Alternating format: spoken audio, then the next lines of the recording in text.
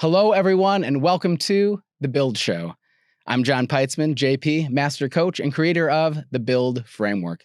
I work with individuals and teams all over the world to help them thrive in their personal and professional lives. And as your host on this show, our aim is to help transform lives one guest at a time. And how do we do that? We do that by having amazing guests. And today is no different. We have with us Alan Taylor.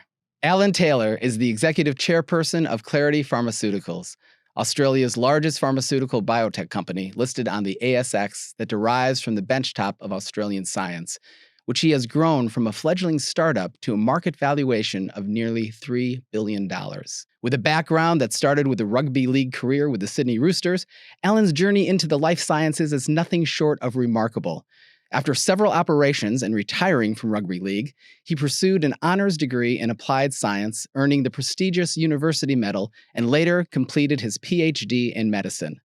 Alan then spent over a decade in investment banking, working with biotechnology companies around the world on executing strategy and raising capital.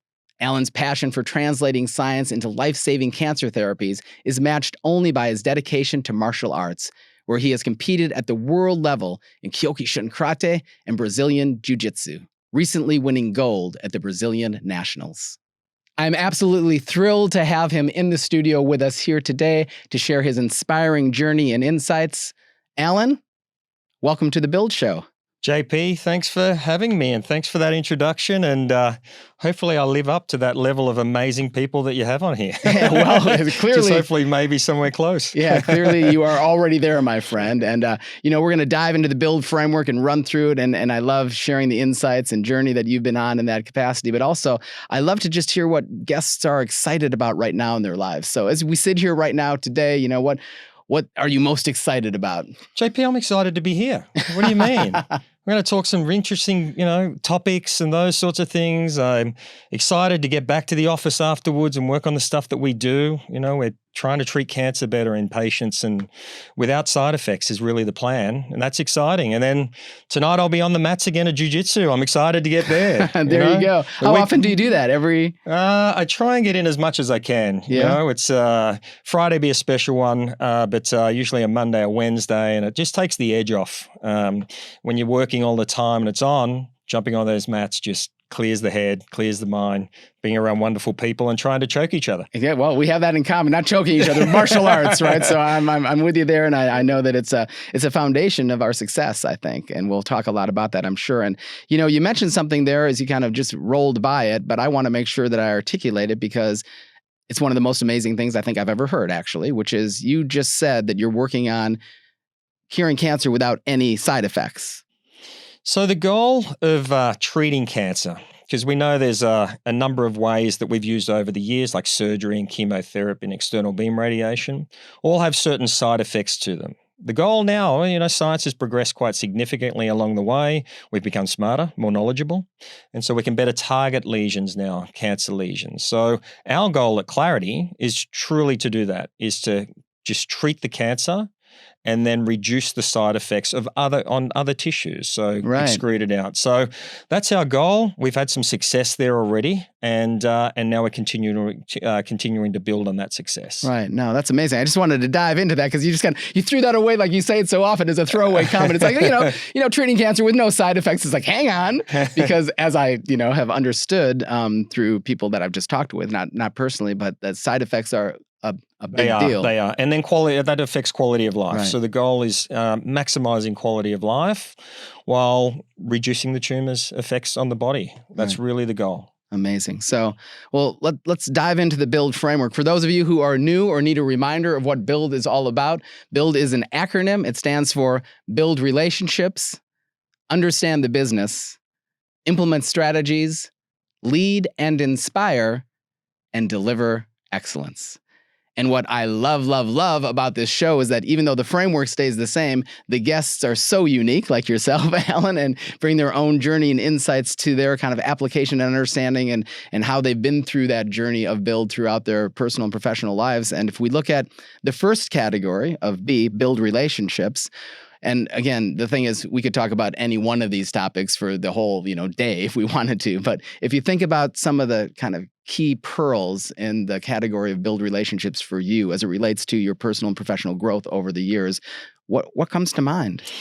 Yeah, it's such a big topic, isn't it? You know, there's wars started over relationships. So it's for me, I've tried to sort of narrow it down because it's right. It does drive success and those sorts of things, but it all depends what your measures of success are. And I found that my relationships sort of fit into two categories. I found that on the one category and an important group to me have been, I put it under the banner of my teachers. And so the teachers are incredibly important in that they set up pathways and those sorts of things. And they're a group of people that really want the best for you, despite themselves sometimes. Right. And starts off with your parents. Like my parents are amazing. What am I talking about? Were amazing. And then it leads into everything that I've had, like we spoke rugby league, football coaches who end up teaching you ways and understandings and understanding how to get through very difficult periods and push towards outcomes that are driving a whole team's success. It leads to then lecturers at university who opened up pathways for me, gave me knowledge and know-how, and then opened doors into new institutes like the Garvin Institute and those sorts of things to do my Ph.D. I find those people incredibly important in my life. And then there's the other group, which is probably more relevant. And I find they're more our peers, if you like. People, just back to that, because I was waiting for you to get into your masters and instructors in martial arts and those teachers too. Is that obviously part of the... All the way through. Yeah, exactly. So if it's sport all the way through, right. I remember, when I was quite young as a rugby league player, I had a gentleman called Dick Wells, who was incredible. He was coaching our team. It was just a small club team, like it was the Australian team. He was so enthusiastic, and always a student of the game, always learning new techniques and new opportunities, and ran us. Seriously, we were so well drilled, we didn't even lose a game. Right. So then, and that's led into the martial arts, obviously, and I've done a fair amount of that over the years. But even my current instructor, Professor Felipe from just down the road here at Gracie Baja, has been instrumental over the last 6-7 years in just guiding you and just opening and giving you an understanding and wanting the best for you. Like whether those people don't exist, do they? Yes.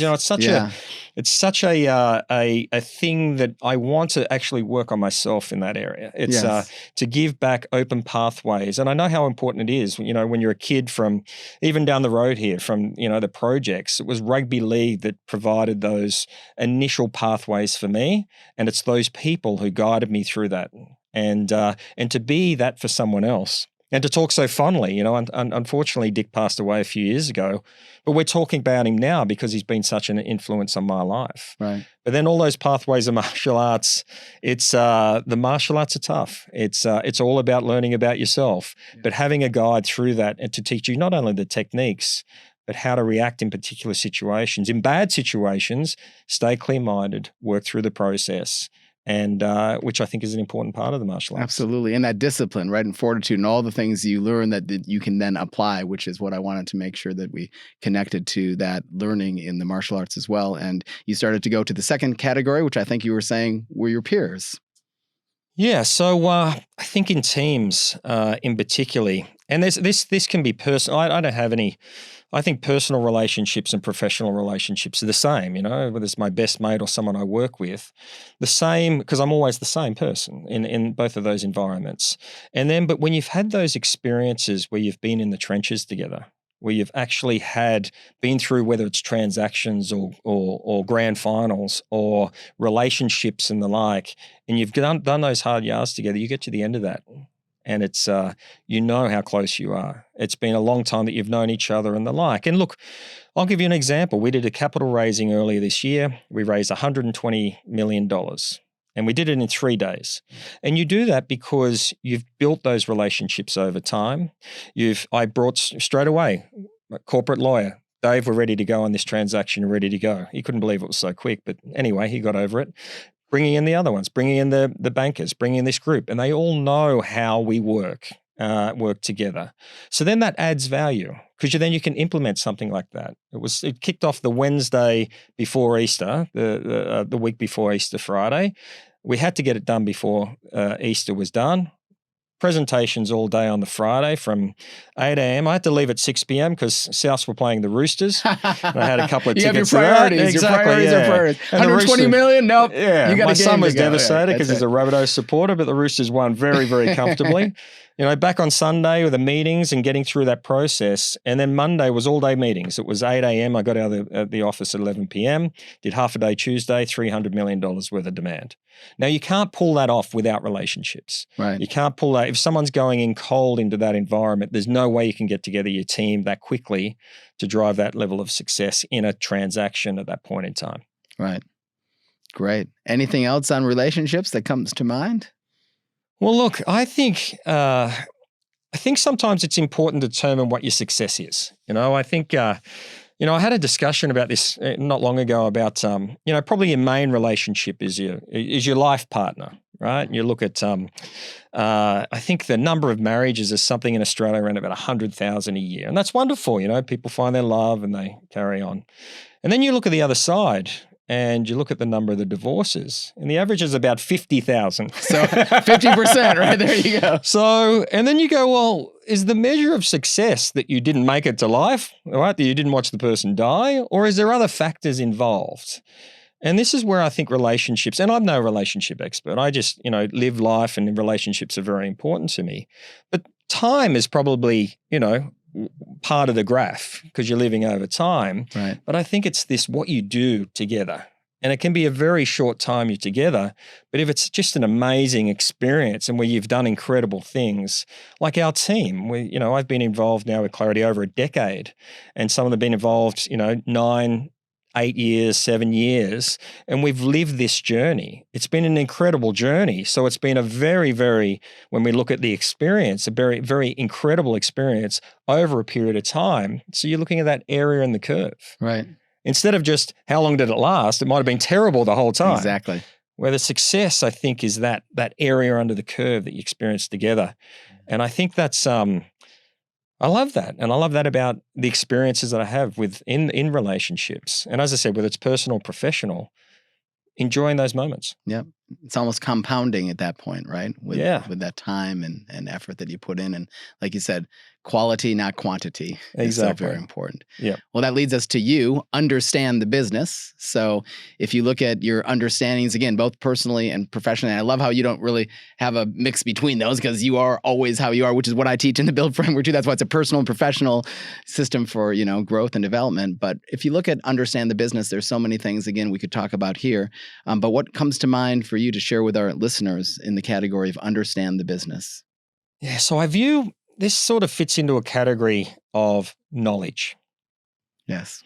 So, and whether it's business or anything else you pursue, knowledge is incredibly powerful. Having absolute insight as to what's going on is incredibly powerful. And we live in a world now where that knowledge is, people have got sort of a little bit of knowledge about a lot of things because we're clicking through social media and the AI, like. you just type it in and there it is, right? Yeah, and it predicts out what's going to be the next word, and it comes out and you've suddenly got something that might be right. Exactly. Yeah, where I've taken a little bit of a different view, as you alluded to my background earlier.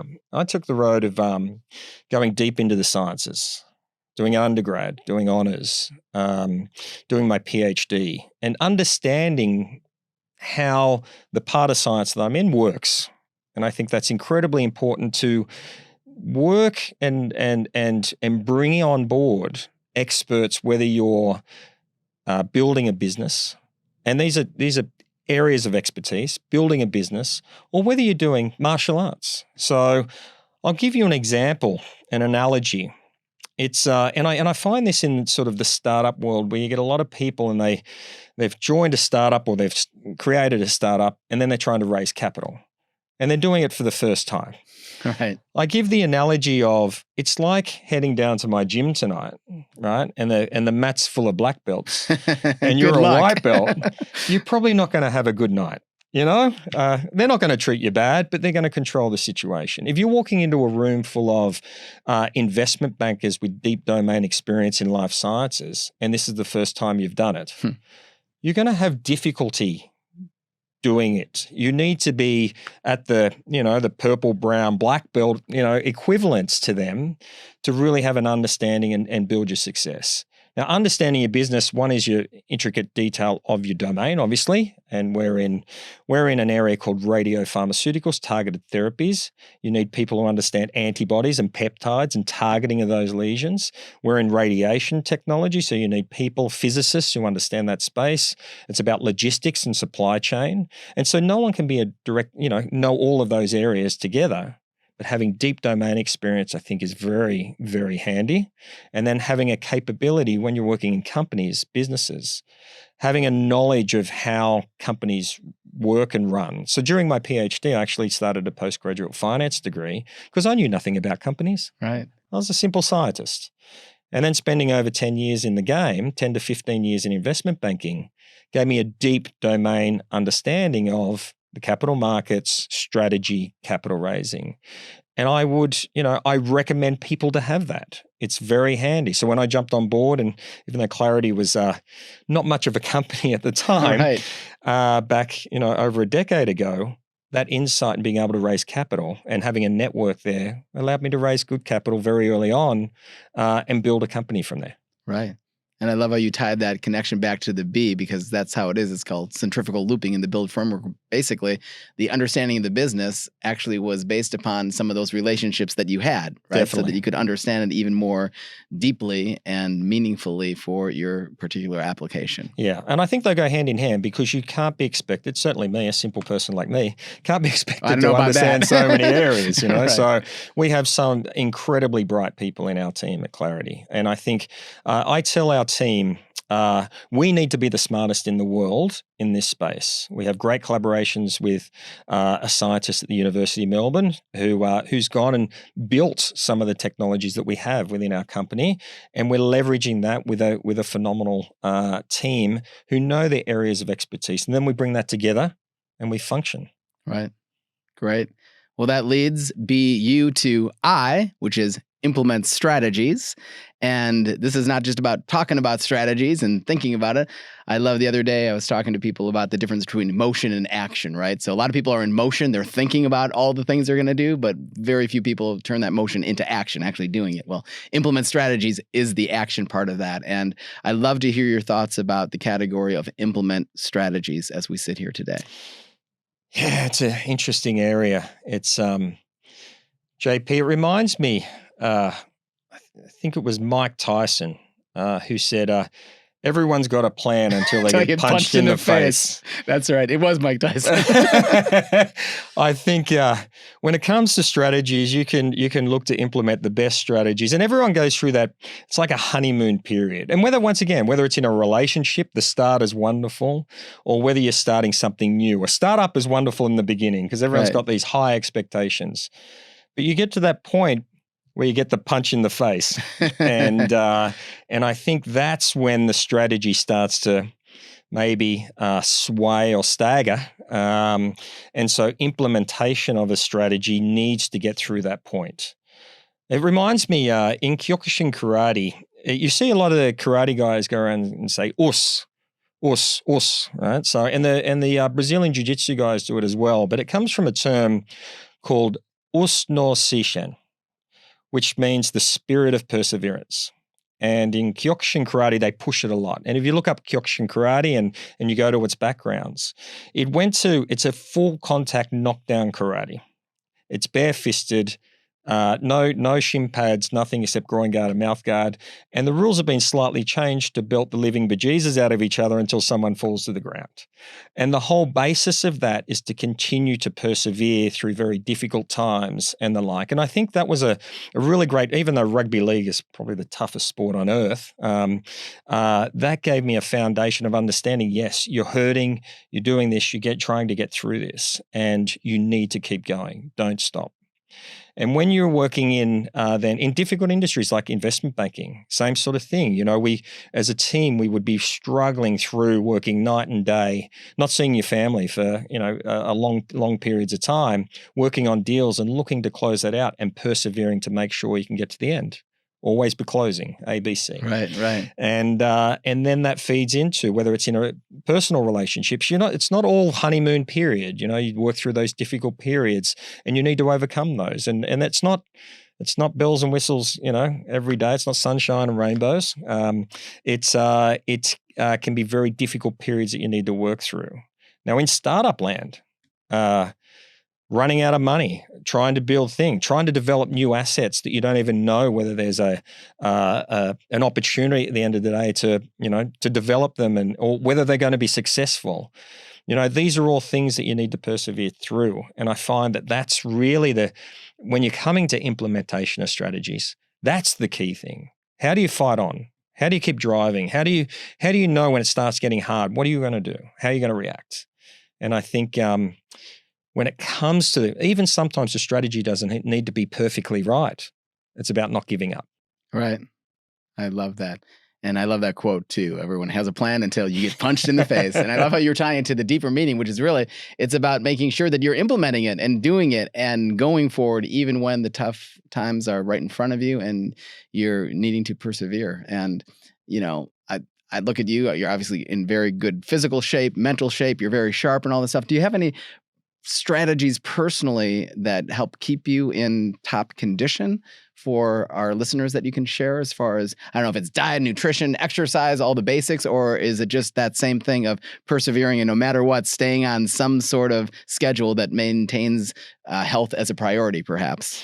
Let me open up to you, JP. Please do. So I think a little bit of a trick or a hack for life is trying to understand your own madness. Now we're getting somewhere. So look, and it's probably obvious just looking at me that I'm hyperactive, full of energy. Type A. Yeah, and it happened, and it's something that I've had to deal with a lot of my life, and that's why I've done a lot of sport, playing rugby league, and those sorts of things were very, very useful for me, given the amount of energy that I had, because it allowed me to get rid of that energy, to funnel it in a productive way. Exactly. So. Now, even today, I said I'm going to training. I missed training last night, and so I can feel a difference. So I walk into the gym, I empty the energy, I come out, I feel renewed. And so I need to continue to do that. And it freaks some people out in the gym because I'm there and doing every roll and going crazy. Right. But it's trying to manage my own, what I have, my physiology, my being. So that's what I do. And I know how to sort of manage it these days by continuously doing that. Otherwise, you look for other things, you otherwise having a few beers or those sorts of things and trying to take that edge off, because it's always on. Like when you're doing something like clarity, there's no off button. Right. It's morning, night, during the night. It's like, so many things going on all the time that you need to step away, step on the mats, enjoy great company, choke each other, right, and manage that. But outside of that, I'm very basic. I think that 95% of your achievement physically and mentally comes from three main things.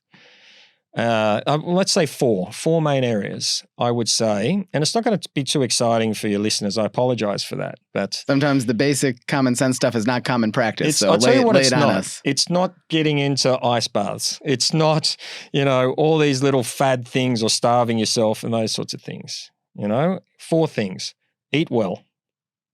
Eat good food. 3 times a day, small meals. Okay. Don't snack on everything every hour. Don't eat fast food every day. Right. Right? Simple. Sleep well.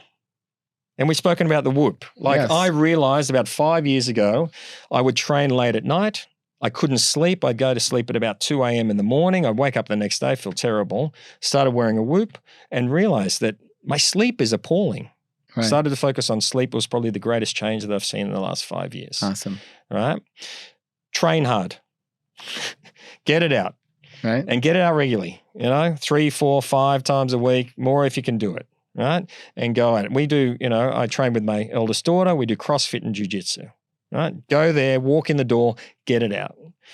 And the other part, and I know this is a little bit harder, but work hard in something you're passionate. Right. And I know that if you're passionate about it, it drives a way of feeling that there's, that you're living. And it's not I don't find, I can't even holiday, to escape. I get anxious and those sorts of things because I love what I do. I love what I do every day.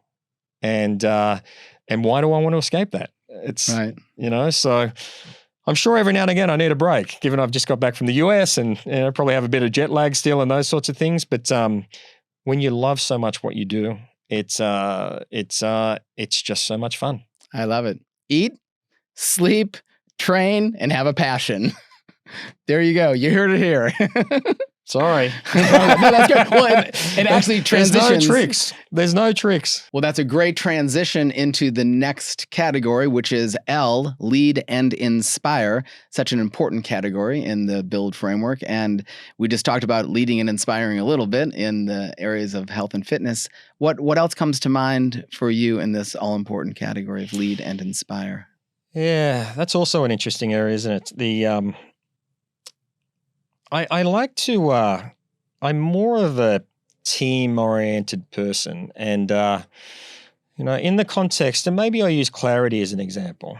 So in the beginning, there was nobody. In the beginning, there was nobody. Exactly. So that's why I'm executive chair. There was nobody there. So there was sort of the founding group and they were just, it was more of a tech transfer office, came across this IP, and there was nothing in the business, there was no money, no employees, just a couple of provisional patents.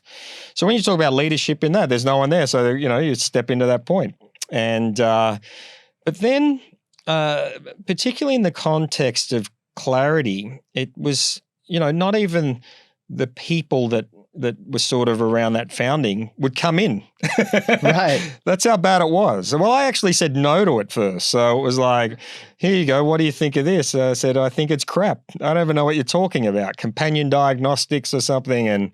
And so I said no. And the plan was to have some time off after investment banking. And then since it was just down the road here, it was, they sort of gradually wore me down. And I said, well, the back end of 2013, I said, okay, I'm in. Let's do this. And we're 110% in. Right. So there's me, I'm in, come. And nobody did.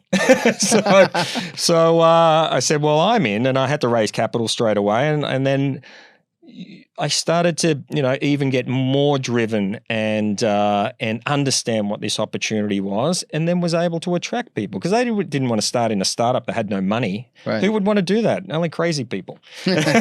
So then it started to build. And now, first person on, still my closest colleague that works day to day on communications and those sorts of things is part of that story. And then, it was someone out of the Garvin that came on board, or some other one came on board, and suddenly you've got a team. Now, yes, someone has to lead, someone has to make the big decisions every now and again. But no, we come along and you see that because I'm hands-on and part of the business and a colleague, as opposed to focusing on this differentiation. Right. Sometimes you do have to make calls. Sometimes you have to drive plans. Sometimes you have to do that. And it makes sense. But for me, it comes back to that original when we spoke about relationships. And I think the best way that I can make clarity successful is to open up those pathways for people and make sure that the rock stars, the superstars of the business have those opportunities to rise, get experience, drive out their success, feel part of the company, right? And I had to even call it a company, feel part of the family, that we're trying to pull off these miracles in treating patients. And we need all of us to work together. So yes, I have my role. Yes, I oversee a lot of those areas, but I'm not, I don't understand leadership from any other way. Right. I don't understand leadership from a dictatorial view. And I'm here driving away. You're here driving away. I appreciate and love you, and we do this together. And we have to, I think we have to do that in the game that we're in. Because in Australia, if we take a step back, Australia doesn't do this. Australia doesn't translate science very well. Even though you hear the rhetoric and stuff like that. When you look at we do fantastic basic research, but if you look at the data, our translation is worse than all the OECD countries. Right. And it's because we don't necessarily have an environment here to do it, and it takes really that village. Yes. To raise a child. And so if you don't do it well and you're trying to change the world and those sorts of things, we had zero probability of success. Well, not zero, I guess, but 0.1%. Yeah, because here you are. Yeah. And you need people to come along with that story. And I guess my goal in doing that is to tell that story and let them be part, not let them be part, they are part. They are part of the growth and aspirations of us. And now we've got the US team as well. And to continue that culture within the company, I think is really important, and to drive out initiatives that everyone is involved. Right. So otherwise, I don't know how to lead. Well, I love that. It's role modeling the way, right? That's what you're talking about. And is there any difference in your personal life then in the leading and inspiring category, or is it the same thing? Just role model the way, just show up. So, it's a team. Once again, I think the best thing you can do is maybe be somewhat of a role model for your kids. Right. And I think that's true once again. Experiential opportunities and let them see how you react. Let them know that, it's okay to be afraid. It's okay to go through difficult periods. It's okay to do that. But look at how you react. And, once again, life isn't always great. And to have kids that drive towards that, like kids, I think sport is fantastic for that. As I've mentioned, we've discussed it a number of times. I make sure the kids are pushing themselves as hard as they can for things that they love to do. Right. But when they go through difficult periods, be there and say, yeah, it's hard. Right. Don't sugarcoat it, right? Yeah, Here it's we hard. are, right? What isn't hard that's worth doing? There you go. Which leads to deliver excellence. D, the final letter in build. Deliver excellence, a great topic. And really, it's about how you define excellence in the first place and how you, kind of then deliver on that or exceed expectations or whatever that might mean to you. But what comes to mind for you in the category of deliver excellence that you'd like to share with our listeners here today? Yeah, I don't think I've ever got close to it. So it's, it's, and if I had, I think I'd be lost. What do you do?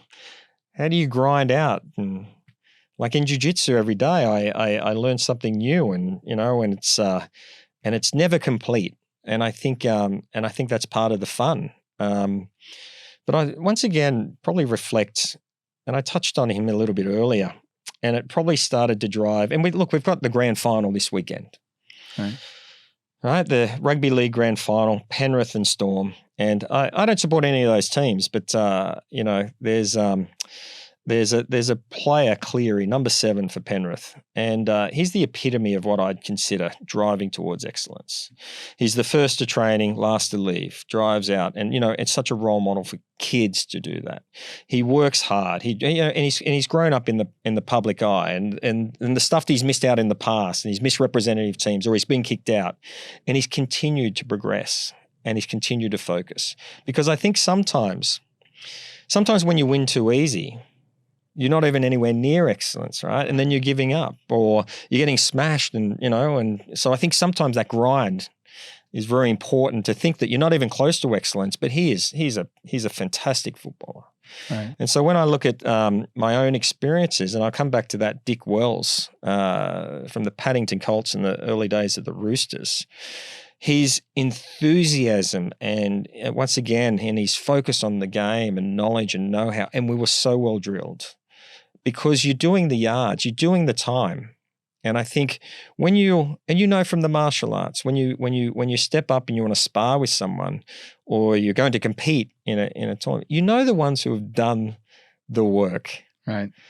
They're the closest ones to excellence, the ones who have grinded out and enjoyed the journey of hard yards and the like. And then you compete with it and they're just all over you, or they're, And when you're a company like that, so we focus on trying to be a company like that. Our excellence is our understanding of science. We get confidence then to create new products because of, our focus on excellence there. And we haven't done what other companies have done and just grabbed the product and rushed it to market. Right. We've seen what's out there in the market. We've seen what's there, and we've got 20/20 vision as to what those other products can do. So when we've got that, we go, Well, we think we can do it better. I don't know whether we've achieved excellence, but we've done much better than what's there in the market.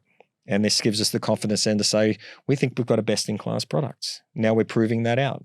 And we've gone from obviously early stage discovery, preclinical, and then the clinic, and getting, what is, I think, incredible results, because we've not done what everyone else has done. We looked at what they did. We did what they did, and ours was just as bad as theirs at the time. Right. So we created something new with that knowledge, know-how, those relationships, if you like. And we had to make a leadership decision and say, we have to not do this. We have to do something new. Let's do it. And we did that about 5 years ago. And now it underpins Clarity's success. Is it delivering excellence? I think that's too big a call. Is it creating something special for patients at this point in time? I think it is, and I'm really excited about it. And I would say that is delivering excellence, and it all comes together through build relationships, understand the business, implement strategies, lead and inspire. And you just brought it all together with delivering excellence because of how you're handling all those other things. And I love how you mentioned too, and it's so true, that excellence is really a process, right? It's not an end sight that you get to at any day. It's actually every single day just grinding out, knowing, life has challenges and obstacles and things that you have to face. And it's the process of how you're facing that truly brings excellence into your world. So thank you for sharing that. Any final thoughts that you'd like to share, or how can people get a hold of you if they want to learn more or talk to you about any of this stuff? I'm all over the website of claritypharmaceuticals.com. There's a lot of videos. You probably get very bored of my voice if you were to listen to those. But and look, follow that story. I think it's an incredible Australian science story, and it's great. Our awesome team, and some of the work we're doing. That's it, really. I'm a simple guy. I go to work and hardly, I'd say. But thank you, Mr. Simple Guy, for all that you're doing for the world and for joining us here today on the show. It's been such a privilege to have you in the studio here. Thanks, JP. Great hanging out. And thank all of you for joining us here as well. For more great resources to help you become your best self, including free worksheets and downloads, make sure to check out thebuildframework.com. That's it for this episode. I'm JP. We'll see you next time on The Build Show.